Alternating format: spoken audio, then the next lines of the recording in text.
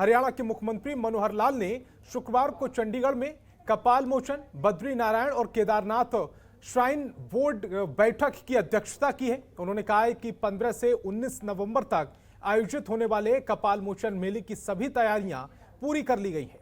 श्रद्धालुओं की सुविधाओं के लिए विशेष प्रबंध किए गए हैं। इस मेले में लगभग 8 लाख श्रद्धालुओं के शामिल होने का अनुमान है। इसमें पंजाब, हरियाणा और हिमाचल प्रदेश से लोग पहुंचेंगे। मेले में शामिल होने के लिए जिला प्रशासन के पोर्टल www.yamunanagar.nic पर पंजीकरण करवाना अनिवार्य होगा।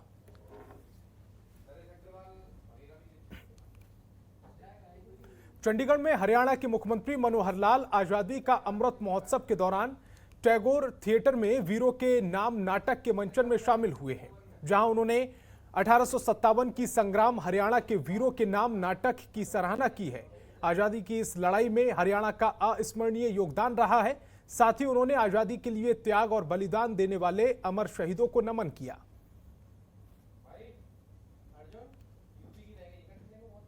ये जो हमारी भूमि है, उत्तर भारत की, खास करके हरियाणा क्षेत्र जो है, हरियाणा और पंजाब का ये क्षेत्र, इस क्षेत्र में उनका मुकाबला हमारे वीरों ने डट करके किया।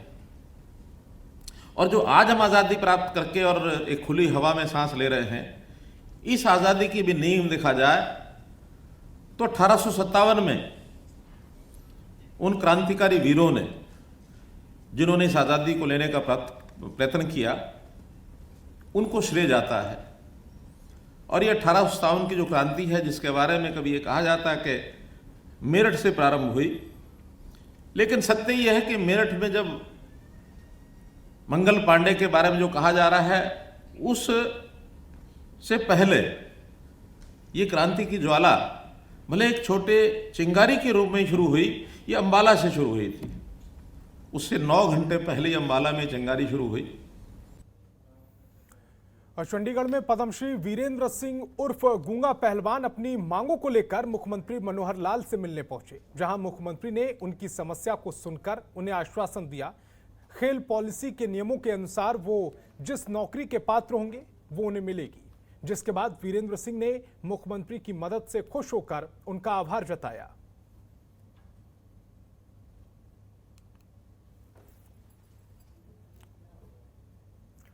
और हरियाणा के मुख्यमंत्री मनोहर लाल गोपाष्टमी में के मौके पर पिंजौर के कामधेनु गौशाला सेवा सदन पहुंचे, जहां उन्होंने गौशाला मंदिर में पूजा अर्चना की और लुधियाना के प्रतिनिधियों और वैज्ञानिकों से मुलाकात की है। इस दौरान सीएम ने गायों की स्थिति में सुधार लाने, दूध देने की क्षमता में वृद्धि करने की दिशा में क्रांतिकारी कदम उठाने की बात कही है।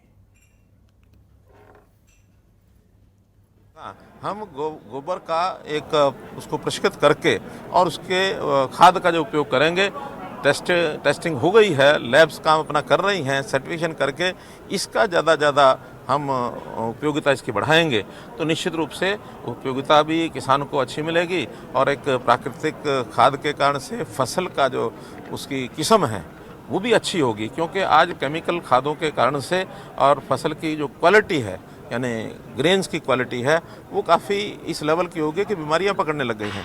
तो हम प्राकृतिक खेती की ओर आगे बढ़ेंगे और फिनाइल जैसी चीज़ें, उसके गमले बनाना, उसके द्वारा पेंट बनाना, दिए बनाना, बहुत सी ऐसी इंडस्ट्रियलाइजेशन की तरफ हम बढ़ रहे हैं। तो इन चीज़ों का उपयोग होगा और जब आर्थिक तौर पर गौ का एक लाभ किसान को लगेगा तो किसान फिर से यानी गौ को पालना शुरू करेगा और गौ जो उसकी आजीविका का साधन बनेगी। अभी जैसे एक केंद्र ये यहाँ बनाया है, ऐसे 6 केंद्रों की आज घोषणा की है। इनका जैसे जैसे प्रचलन खाद का बढ़ेगा तो आगे हर जिला केंद्र पर एक इस प्रकार का केंद्र ऐसा बनाएंगे। हमने इस बार गौ सेवा आयोग के लिए जो बजट है वो भी बढ़ाया है। और हरियाणा विधानसभा में विपक्ष के नेता भूपेंद्र सिंह हुड्डा ने अभिनेत्री कंगना रनौत से पद्मश्री पुरस्कार वापस लेने की मांग की है। हुड्डा ने हालांकि कंगना रनौत का नाम नहीं लिया, लेकिन उन्होंने अभिनेत्री के हाल में देश की आज़ादी के बारे में दिए बयान को कड़े शब्दों में उसकी आलोचना की है। उन्होंने कहा है कि किसी को भी देश की स्वतंत्रता और स्वतंत्रता सेनानियों का अपमान करने की इजाज़त नहीं है।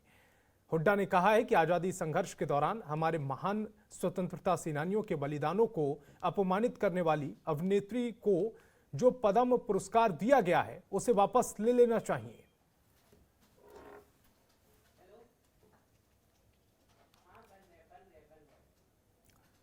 और पंजाब में विधानसभा चुनाव को देखते हुए आम आदमी पार्टी ने तैयारियां तेज कर दी हैं। इसी कड़ी में आम आदमी पार्टी ने उम्मीदवारों की पहली सूची जारी की, जिसमें पार्टी ने 10 उम्मीदवारों के नाम का ऐलान किया है।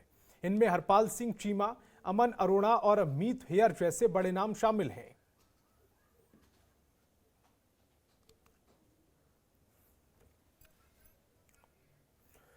और हरियाणा के शिक्षा मंत्री कंवरपाल गुर्जर ने अभय सिंह चौटाला के HPSC के बयान पर पलटवार करते हुए कहा है कि HPSC पारदर्शिता के आधार पर भर्तियां करेगी, साथ ही भर्ती निष्पक्षता के साथ होगी, इसीलिए नए फैसले लाए गए हैं और हमारी सरकार मेरिट पर भर्तियां करती है। साथ ही उन्होंने कहा कि लोअर के जी और अपर के जी के बच्चों के स्कूल अभी नहीं खोलेंगे।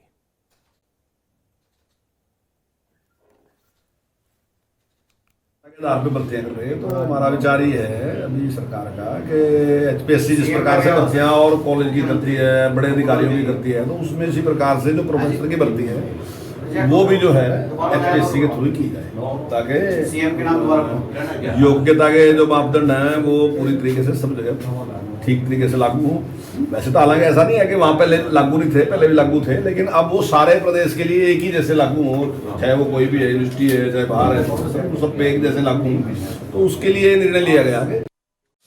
खबरों के निष्पक्ष विश्लेषण के लिए सब्सक्राइब करें Janatantra TV and press the bell icon. Never miss any update.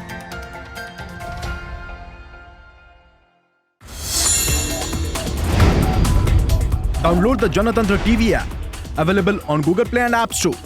Download it now.